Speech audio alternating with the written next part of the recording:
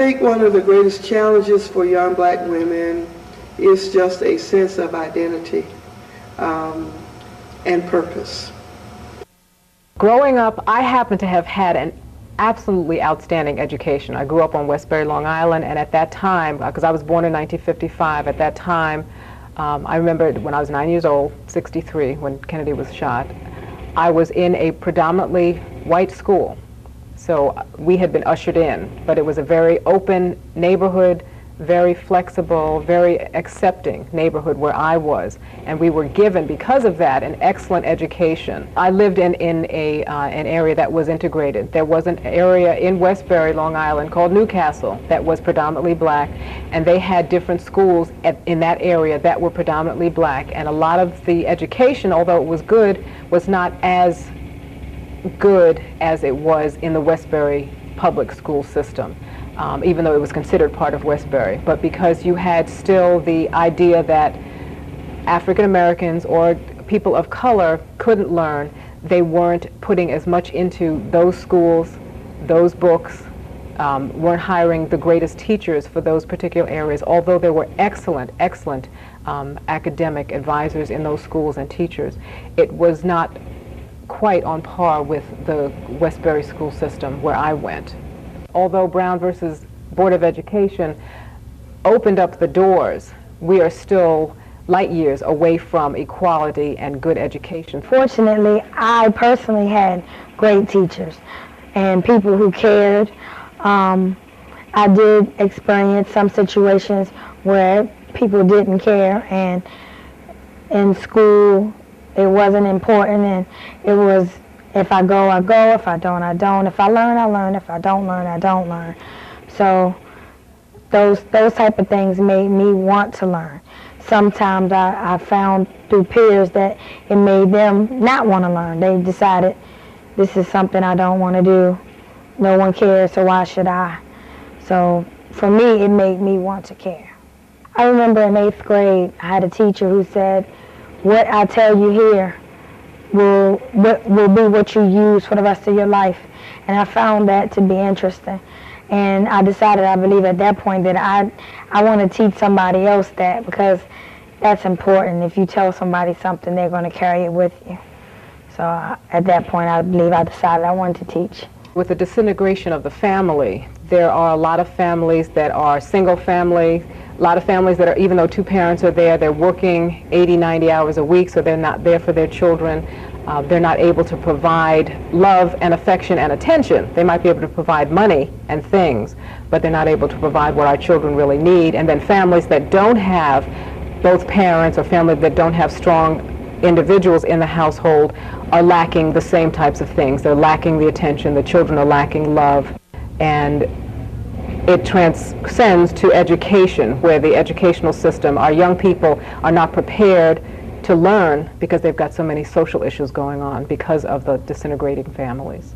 Man, we face so much. It's ridiculous. I mean, in school, at home, just life in general, out public, everything. Sometimes when you want to achieve something, you might have to work twice as hard than other people, just because maybe that you're a girl, or maybe that just because you're black. A lot of challenges the girls face are really just challenges that are in the media, that the media portray. For example, that females have to dress skimpy and we have to look like a size 2 model, you know, blue eyes, blonde hair, whatever, to be pretty, to be successful in life, and that's not true. I wanted to, instead of being a part of the problem, because we are, as adults, a part of the problem, I wanted to be a part of the solution. And because I enjoy physical fitness, which is a big part of what Got It Going On Foundation is about, leadership, public speaking, and just being able to deal with life on life's terms, but also having fun, having faith in yourself, and being focused, I wanted to do it in a way that girls could come together,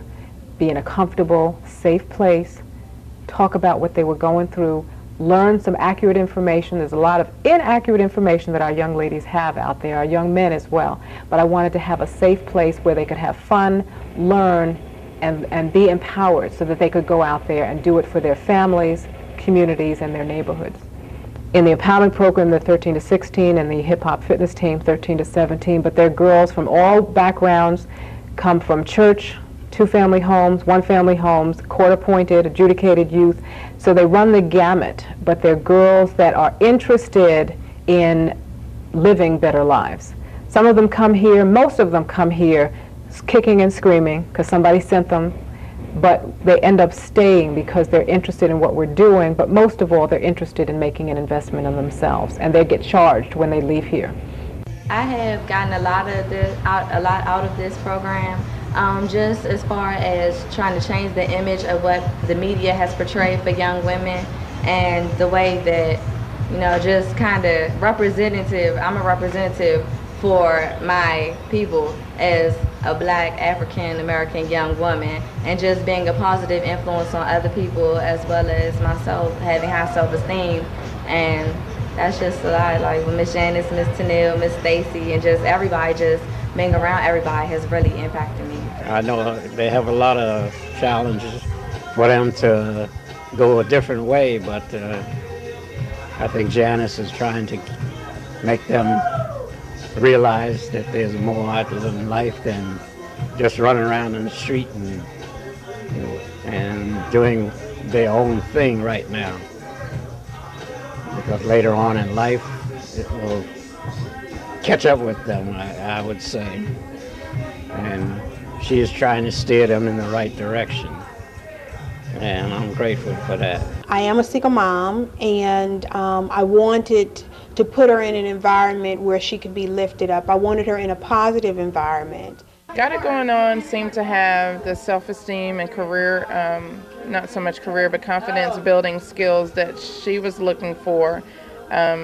Also wanted to get her involved with other teenagers, other girls, see different aspects of life, different how other teenagers are striving to excel in today's society.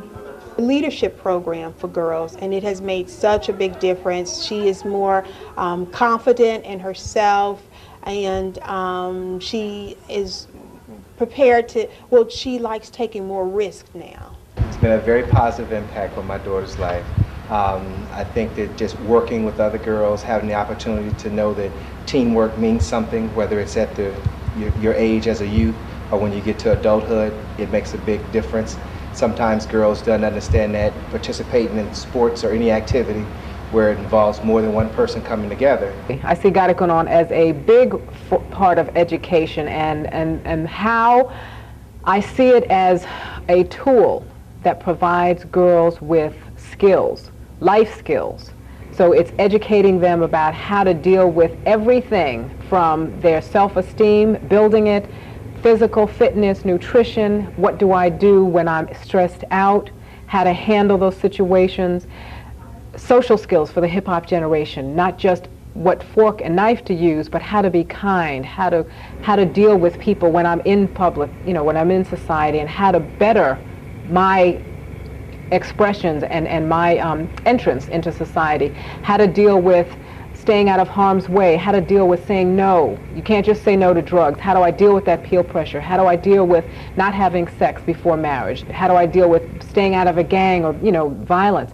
And then also down to how you dress, grooming, hygiene. We teach all those skills so that young people have a wide variety of tools to use for them.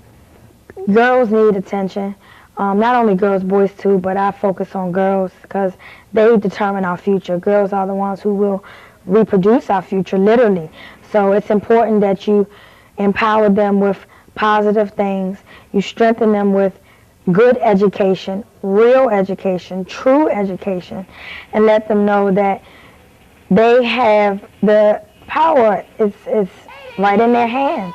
Whatever they learn now is what they will use in the future to give back themselves. So if they can see positive people and see people who do care, then they'll grow up to be women who care and give back as well.